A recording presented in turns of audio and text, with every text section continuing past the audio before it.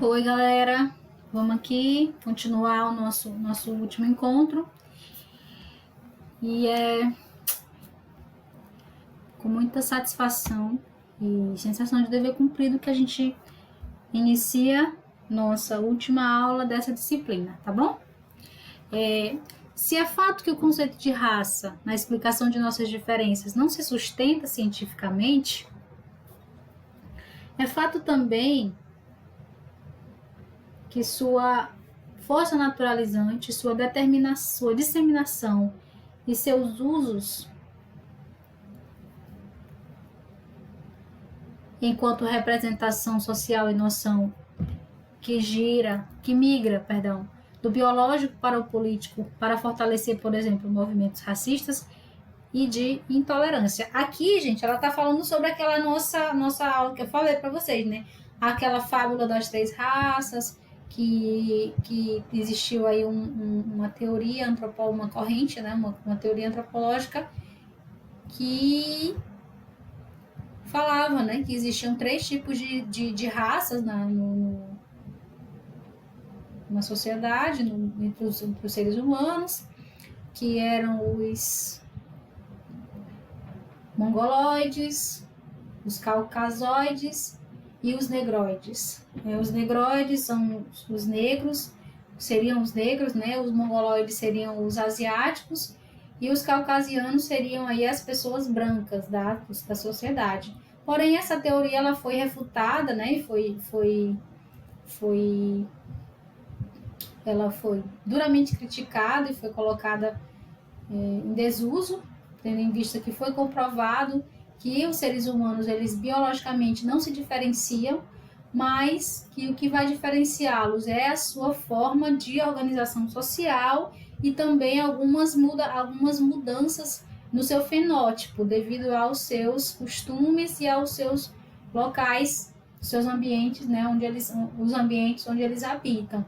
Mas isso não proporciona, não ocasiona, não significa que seja uma mutação biológica que é originada a partir da sua, como é que eu posso dizer, adaptação, usando aí um termo de Darwin, né?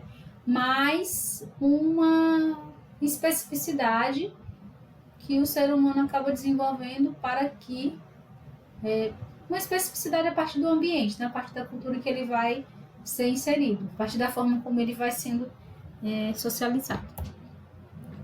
Em outros termos, é reconhecer que a escola, como uma instituição social, é construída por sujeitos históricos culturais, que fornecem visibilidade ao fato de que alunos, famílias, funcionários, professores e gestores vivenciam diferentes processos em suas relações com o mundo lá fora. E o da escola. Trata-se, portanto, de um espaço que abriga a pluralidade cultural, de uma instituição que acolhe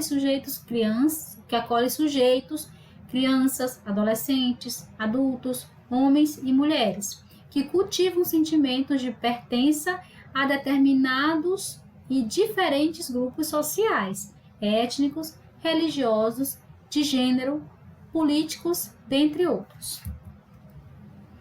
A gente precisa falar sobre capital cultural a partir dessa nossa referência aqui, que a professora deu, a professora Tosta.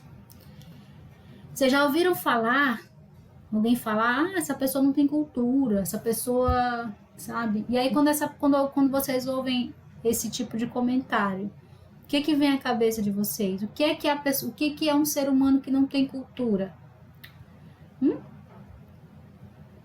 Então, pelo que a gente consegue compreender que o senso comum trata, essa expressão, uma pessoa que não tem cultura, é alguém que não tem a cultura que é homogênea, né? A cultura que é hegemônica, a cultura que as pessoas consideram valorosas, porque, como a gente já viu nas aulas passadas, né? No decorrer da disciplina inteira, todo ser humano tem cultura, né? Agora, a partir dos referenciais sociais que nós temos, e aí a gente vai falar agora de colonização, a partir dos referenciais colonizados, a partir da nossa colonialidade, né? Os referenciais culturais hegemônicos que devem ser alcançados pelos seres humanos, eles não mudaram desde aquele período colonial para hoje, por exemplo, né? Então, o que seria um ser humano com cultura? Se a gente for levar o pé da letra e a gente está aqui trazendo do senso comum para o senso um mínimo, tentando dar um mínimo de criticidade, né? Para que vocês consigam compreender o que o autor que desenvolveu essa categoria de análise, ele quer dizer quando ele vai falar sobre capital cultural. Então, a partir dos referenciais colonialistas, colonizados e coloniais, de sociedade, valorativo, de valoração, de valorativo da sociedade, as pessoas elas vão dando valor, agregando valor a determinados comportamentos, a determinados tipos de arte. Por exemplo, existem pessoas que... Não, aqui na sociedade brasileira, vou ser mais específica. Na sociedade brasileira, existe um público que fala que uma pessoa que ouve funk é uma pessoa que não tem cultura. Por quê? Porque o referencial cultural de música boa, de música culturalmente aceita para a sociedade, uma cultura musical civilizada, de civilidade, de pessoas que utilizam a sua massa cefálica da melhor forma, a sua razão da melhor maneira, apreciam um determinado tipo de música, que é uma música que está, né, sendo produzida pela... Como é que eu posso falar para vocês? Pela elite musical do país. Quem seria essa elite musical do país? Os cantores de MPB. E aí a gente tem dentro desses cantores de MPB vários exemplos. A gente tem aí Chico Buarque, a gente tem Milton Nascimento, Djavan, Peninha, Raul Seixas, um monte de gente aí, uma galera aí que Adriana Calcanhoto, Marisa Monte, essas pessoas que cantam músicas que não atingem as camadas mais populares da sociedade, que a camada popular da sociedade ela não consegue acessar. Por que não consegue acessar, professora? Talvez agora, dentro dessa nossa sociedade da era digital, isso seja um pouco mais palpável, né? Porque aí já tem o YouTube, que as pessoas podem acessar essas músicas de graça, mas as pessoas não têm o hábito de ouvir esse tipo de música. A população, né? A população mais pobre, né? Não operacionaliza com isso. Eu não estou generalizando, viu, gente? Tem gente que é pobre, mas que escuta essas músicas. Mas se a gente for fazer um estudo proporcional, são poucas as pessoas. Então, qual a música que impera dentro do meio das camadas populares? É o brega, é o reggae, a gente trazendo aqui para São Luís do Maranhão, é o reggae, é o brega, é a seresta. Então, pessoas que se dizem culturalmente, que tem um capital cultural maior, elas não frequentam um tipo de ambiente onde toca Pablo do Arrocha, Silvano Salles, essas músicas de seresta, onde toca funk, aquele funk proibidão, onde toca mesa de bar, essas músicas assim mais populares, forró, pé de serra e tudo isso. E aí também com relação ao forró, pé de serra, e a gente for colocar dentro dessa perspectiva aí da elitização, né, do cultural, isso eu que tô falando, tem o forró e tem o forró. Por exemplo, o forró pé de serra, se for cantado por Luiz Gonzaga e tal, o Gonzaguinha, isso aí já já é de elite. Mas se for aquele forró que a Avião do Forró canta, que o Boston Brasileiro canta, que essas bandas de forró menos abastada cantam, isso já não é considerado pela elite intelectual um capital cultural significativo. Vocês conseguem compreender isso? Então, a arte moderna, conhecer obras de arte, saber tocar algum tipo de instrumento, saber ouvir, não sei o quê, essas coisas todas, elas são consideradas capital cultural, capital intelectual, conhecer grandes personalidades do mundo, todas essas coisas são consideradas capital intelectual. Aí eu pergunto a vocês, como que uma pessoa que não tem acesso, que não é escolarizada, e eu tô falando só de escolarização, gente. Como que alguém que não é escolarizado vai ter acesso aos mesmos referenciais culturais que uma pessoa que tem dinheiro vai fazer? Porque existe, por exemplo, as pessoas que são da classe popular, trabalhadoras.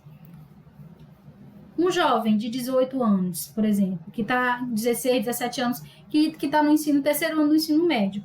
Esse jovem, ele não vai ter condição só de estudar. Ele vai precisar estudar de noite e trabalhar de dia para poder ajudar no sustento da família. Se esse jovem for de comunidade, se esse jovem for do interior do Maranhão, do interior do estado pobre. Porque ele não tem condição material para subsistir. Então, ele precisa trabalhar. E se ele trabalha na maior parte do período e estuda só uma parte reduzida, é lógico que ele não vai ter todo o acesso, ele não vai ter acesso a toda a gama de capital cultural que a elite considera necessário. Logo, o que eu estou querendo chegar? Onde é que eu estou querendo chegar? É exatamente onde o autor vai nos falar. Que o capital cultural, ele é um capital que é tão importante quanto ou mais importante do que o capital econômico. Então, ó, lá vai. Segundo o sociólogo francês Pierre Bourdieu, pioneiro na sistematização do conceito, a segunda mais importante expressão do capital, a qual precede apenas o capital econômico, pelos agentes sociais. Engloba prioritariamente a variável educacional, embora não se limite apenas a ela. A educação, capital cultural, consiste num princípio de diferenciação quase tão poderoso quanto o capital econômico. Aí eu queria que vocês entendessem essa imagem, que ela está retratando exatamente o que eu estava querendo falar para vocês no exemplo. Eu não sei nem se eu fui clara, mas aqui a professora está trabalhando com elementos que quase nenhum, por exemplo, que nem toda a turma dá conta, porque eles não conhecem todos esses elementos. Eu estava falando de vocês de obras de arte, de música clássica, de literatura. Então, alguns desses alunos, esse aluno aqui, por exemplo, nunca ouviu falar dessas coisas. Então, esse aluno que nunca ouviu falar dessas coisas, esse aqui, ó, que está com dúvida, ele não vai conseguir acompanhar esses aqui que sabem, que conseguem operacionalizar com esse conhecimento, que tiveram já acesso a esse conhecimento. Então, esse aqui já vai ficar aquém desses outros aqui, no que se refere à competição por oportunidade de acessar numa universidade, no vestibular, e todas essas situações. Então, para Bourdieu, o capital cultural, que é levado em consideração, uma das críticas que ele faz, é que o capital cultural, ele também é um fator que agrava a desigualdade social. A educação, ela produz desigualdade social, certo?